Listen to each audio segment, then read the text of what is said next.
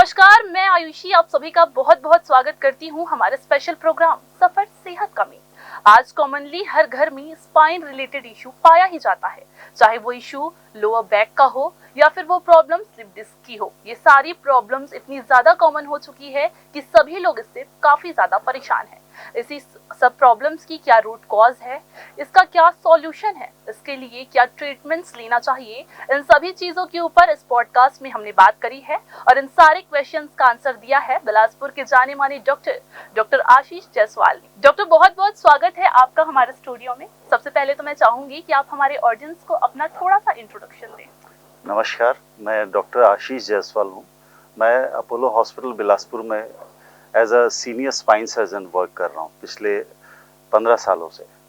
मैंने ऑर्थोपेडिक्स में स्पेशलाइजेशन किया है और उसके बाद मैंने फेलोशिप की है और फेलोशिप के द्वारा I am a trained spine specialist. In fact, there is a board in India which certifies, so I am kind of board certified spine surgeon. Okay. और Central India में I was the first board certified spine surgeon. Oh, great. So I have got multiple trainings in this field, like जो India का one of the famous hospital है Ganga hospital, वहाँ से मैंने FNB की थी। Okay. और उसके बाद सिंगापुर से मैंने फर्दर सुपर स्पेशलाइजेशन किया है। वाह। तो I am practising as a spine surgeon in our state of Chhattisgarh. Okay, तो डॉक्टर सबसे पहला जो मेरा क्वेश्चन है वो आपके लिए ये है कि इंडिया में जो स्पाइनल हेल्थ हो गई है, जो स्पाइनल हेल्थ से इशू जो बढ़ गए हैं इतने ज़्यादा, पहले भी हमको देखने को मिलते थे बट अभी बड़ों से लेके बच्चों में ये प्रॉब्लम सामने आ रही है, तो उसका मेन रीज़न क्या है? ये सिर्फ इंडिया ही नहीं है, इनफैक्ट आई वुड से कि ग्लोबल प्रॉब्लम है। Okay. अगर आप देखेंगे तो स्पाइन प्रॉब्लम या बैकएक जो कॉमन सबसे कॉमन सिम्टम होता है, तो अगर किसी भी प्रॉब्लम से अगर डॉक्टर के पास जाता है कोई पेशेंट, तो सबसे कॉमनेस्ट होता है कॉमन कोल्ड। Okay. उसके बाद this is the second common complaint. अच्छा, so it is so common, you will be surprised like if you take interview of all. In fact there is data कि 80% of people पूरे दुनिया में कभी न कभी पीठ दर्द से ग्रसित होते हैं। अच्छा। और किसी पर्टिकुलर समय की हम बात करें, जैसे कि इस वक्त 1/3 लोग कहीं न कहीं पीठ दर्द से ग्रसित है। Okay. तो जैसा कि आपने पूछा कि ये क्यों बढ़ रहा है, इसका मेन कारण है अपना लाइफस्टाइल। हमारी बॉडी जो है मूवमेंट के लिए बनी हुई है, जबकि हम क्या हो रहा है, हम बैठ गए हैं, we are not at all moving. So just a basic example, a very small example, आप किसी से पूछते हैं what exercise do you do, तो वो क्या बोलता है, I walk. So it is such a bad situation कि even walking is being considered as a exercise. तो एक तो लाइफस्टाइल है, मूवमेंट हम लोगों ने कम कर दिया है।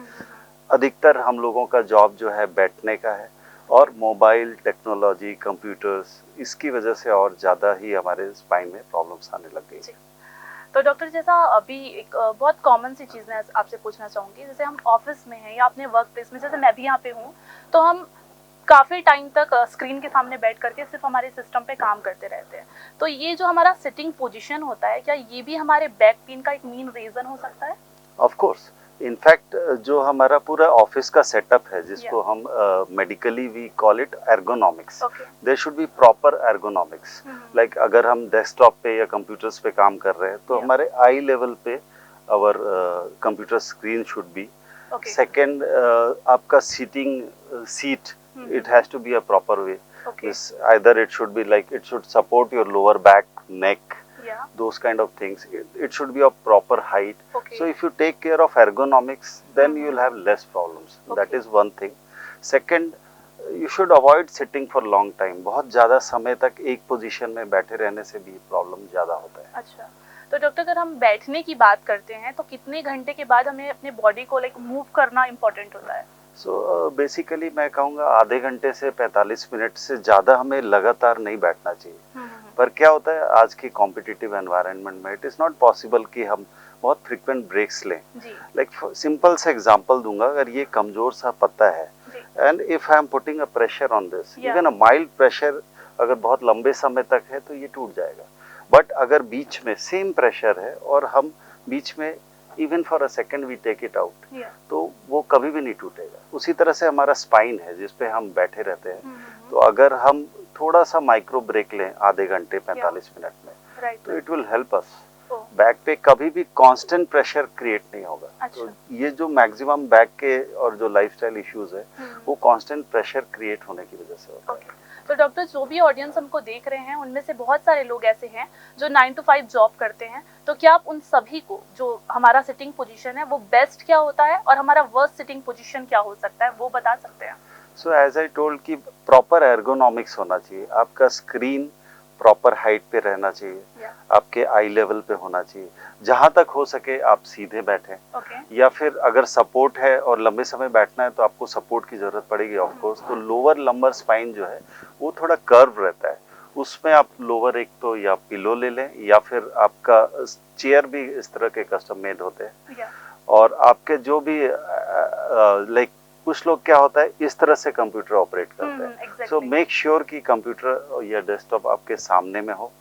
और बाकी चीजें जैसे मैंने बताई, और अगर बहुत लंबे समय बैठना होता है तो आप नीचे एक फुट स्टूल भी रख सकते हैं, ताकि बहुत ज्यादा स्ट्रेन ना पड़े आपके लेग और इसमें। ग्रेट। अच्छा डॉक्टर साहब, सोशल मीडिया का ज़माना चल रहा है, हम घंटों अपना जो टाइम है वो रील्स देखकर इंस्टाग्राम पे ही बिताते हैं, तो क्या फ़ोन पर भी जो टाइम हम बिता रहे हैं और जो हमारी फ़ोन चलाते वक्त पोजीशन होती है उसका भी इम्पैक्ट हमारे स्पाइन्स पे पड़ता है? ऑफ कोर्स, इनफैक्ट एक जो बीमारी है स्पाइन के फील्ड में जिसे हम टेक्स्ट स्पाइन कहते हैं, इसका उद्गम ही मैं बोलूँगा 10 से 20 साल हुआ है। उसके पहले ये बीमारी हम स्पाइन में सुने ही नहीं थे।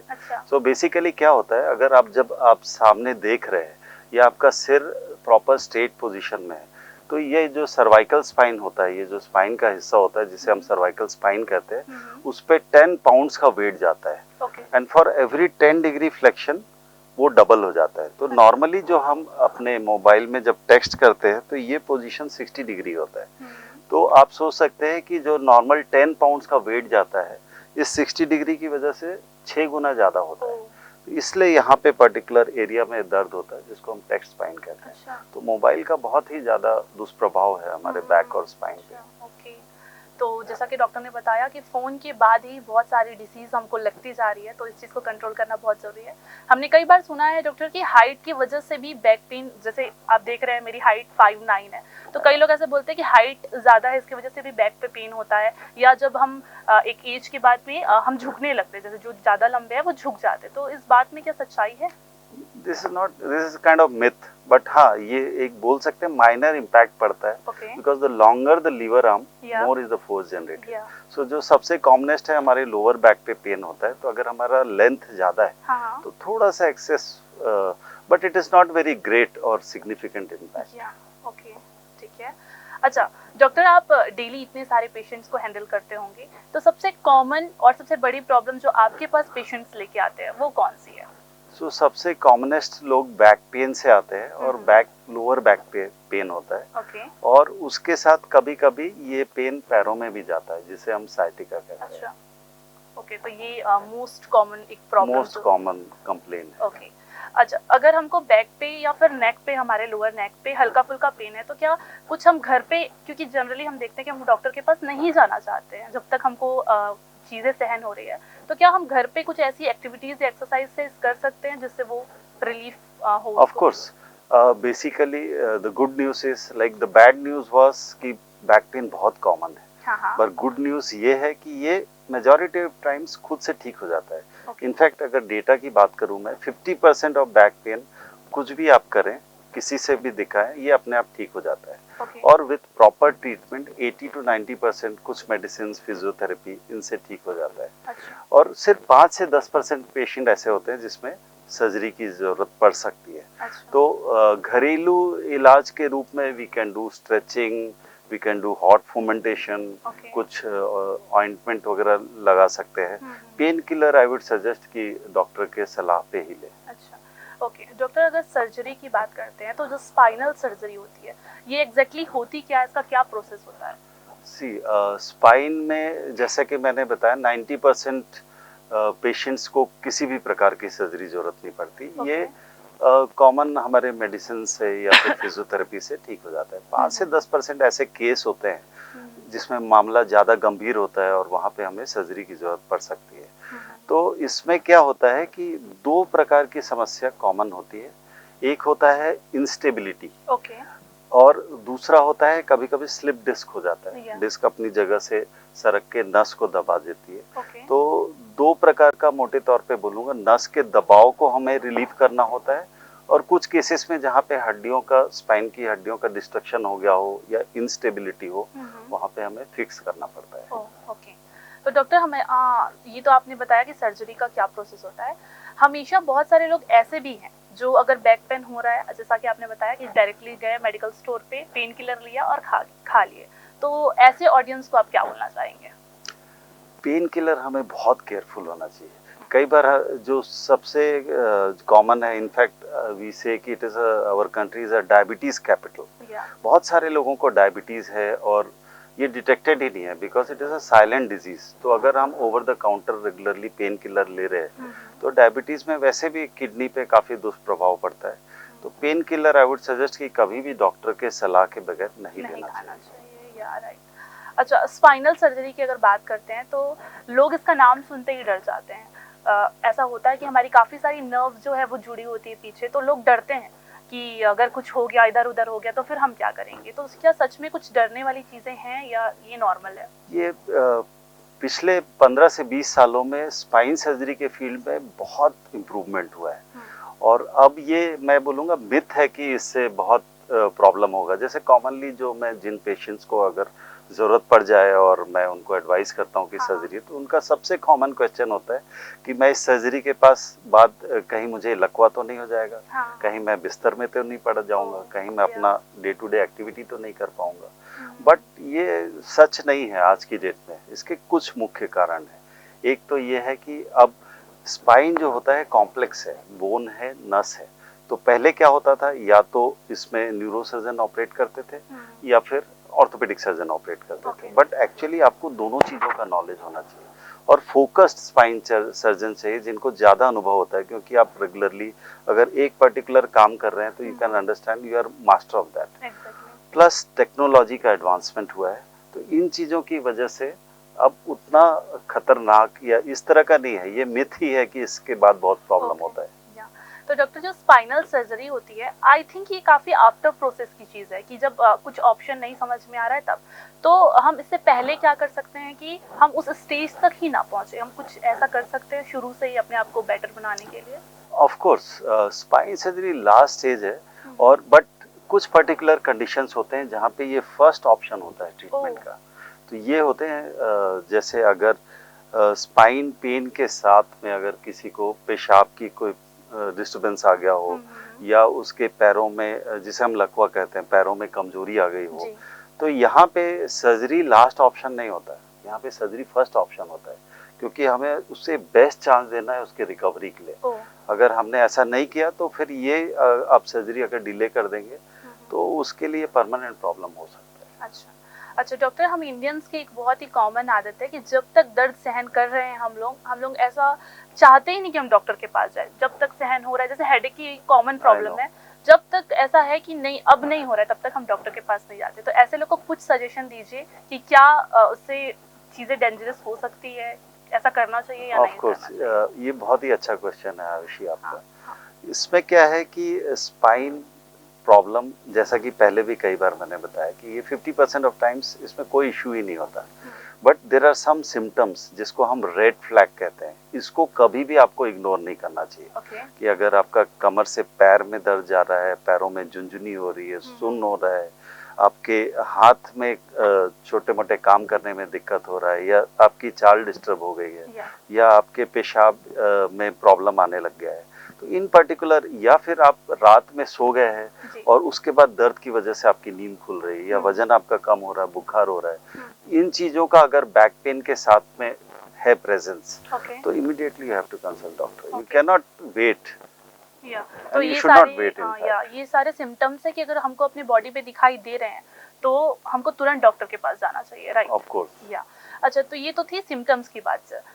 ऐसी कोई सी मिस्टेक्स भी हम अपने डेली लाइफ में करते हैं जो हम पे आफ्टर द टाइम लाइक भारी पड़ सकती है? ऐसी कुछ मिस्टेक जो हमें डेली लाइफ में नहीं करनी चाहिए, जो हमारे स्पाइनल हेल्थ को लाइक वीक कर रही है, ऐसा कुछ भी हम करते हैं? बहुत सारी चीजें हम ऐसे करते हैं जो हमारे स्पाइन के लिए अच्छा नहीं है। बहुत लंबे समय तक बैठना, रॉन्ग पोजीशन में बैठना, बहुत झुक के काम करना, झुक के अचानक हमारी कैपेसिटी से ज्यादा वजन उठा लेना। तो ये सब बहुत सारी चीजें ऐसी हैं। प्लस अपने बैक का ध्यान नहीं रखना, एक्सरसाइज नहीं करना, मूवमेंट नहीं करना, वेट असीमित रूप से बढ़ने देना। तो बहुत सारी गलतियां हम ऐसे करते हैं जिससे हम अननेसेसरी बाद में प्रॉब्लम में फंस जाते हैं। डॉक्टर, स्पाइनल जो सर्जरीज होती है या हम बोले स्लिप डिस्क की जो सर्जरीज होती है, तो पहले के कंपैरिजन में अभी क्या इसमें एडवांसमेंट हुई है? क्या चीज़ें अभी अच्छी हुई है, बेहतर हुई है पहले से? इसमें बहुत सारा एडवांसमेंट हो गया है। लाइक पहले जो हम लोग का स्पाइन सर्जरी होता है, अभी भी अनफॉर्चुनेटली बहुत सारी जगह में ओपन सर्जरी होता है। Now we have gone for and develop to minimally invasive spine surgery, जिसको हम की होल सर्जरी कहते हैं। तो इसमें क्या होता है कि हम माइक्रोस्कोप या एंडोस्कोप के द्वारा बहुत ही छोटे चीरे से, फॉर एग्जांपल जो सबसे कॉमनेस्ट सर्जरी है वो डिस्क सर्जरी है। तो डिस्क सर्जरी में पहले ओपन वे में होता था, पेशेंट को एडमिट करना पड़ता था। और अब सर्जरी इतनी एडवांस हो गई कि जैसे हमारे ही सेंटर में हम लोग डे केयर बेसिस पे कर रहे हैं। जस्ट एक की होल से सर्जरी होती है, आपको ना खून का लॉस होता है, ना आपको कैथेटराइज करना पड़ता है, इवन आपको हॉस्पिटल में भी एडमिट नहीं करना पड़ता। जैसे कि हमारे यहाँ पेशेंट को मॉर्निंग में पेशेंट आता है, ही गेट्स ऑपरेटेड, 2 घंटे में वो चलने लगता है और शाम तक घर पे वो आराम करता है। तो ये बहुत सारी एडवांसमेंट हुई है स्पाइन सर्जरी। हाँ, तो ये इतनी ज़्यादा चीज़ें अभी एडवांस हो गई है कि जो लोग भी ये वीडियो देख रहे हैं उनको मैं कहना चाहूँगी कि अगर आपको भी ऐसी कोई प्रॉब्लम है और आप डर रहे हैं कि आफ्टर सर्जरी मेरा क्या होगा, तो ऐसा कुछ भी नहीं है। आप प्लीज़ जाइए, सर्जरी करवाइए और बैक टू नॉर्मल लाइफ आप जी सकते हैं। लास्ट क्वेश्चन डॉक्टर, एक्चुअली मैं एक जो घरेलू नुस्खा जो हमारे इंडिया में बहुत ज़्यादा, कहीं पर भी चाहे वो स्पाइन की बात हो या कहीं पर भी दर्द होता है तो हम वहाँ पर तेल मालिश करने लगते हैं। बहुत लोग ऐसे हैं हमारे पास जो मसाज देते हैं या बोलते हैं नस बैठाते हैं, तो उसको करने के बाद में लाइक वो सच में कुछ इफेक्ट करता है या it just like it has a soothing effect? Massage करने में कोई इश्यू नहीं है। जो प्रॉब्लम है manipulation. So manipulation it has to be gentle. और जैसा कि मैंने रेड फ्लैग्स बताया, अगर वो है तो you should not go for any massage और manipulation unless and until advised by doctor. So बहुत स्ट्रॉन्ग जो कॉमनली हमारे यहाँ बार्बर जो इधर उधर करते हैं नाई, वो बहुत डेंजरस हो सकता है। मैंने कुछ पेशेंट देखे हैं जिनकी बहुत हालत खराब हो गई उसके बाद। So you have to be careful. तो मसाज में कोई इश्यू नहीं है, बस it should be gentle. Okay. Well, तो ये थे डॉक्टर आशीष जायसवाल, जिनसे हमने हमारे स्पाइन को लेकर, हमारे ओवरऑल हेल्थ को लेकर बहुत सारी बातें की और बहुत कुछ जाना। डॉक्टर, आपसे बात करके हम सभी को बहुत अच्छा लगा। Thank you so much. सफर सेहत का कि इस एपिसोड में बस इतना ही। अगले एपिसोड में हम आपसे फिर मिलेंगे एक नए गेस्ट के साथ। तब तक के लिए मुझे दीजिए इजाजत। नमस्कार।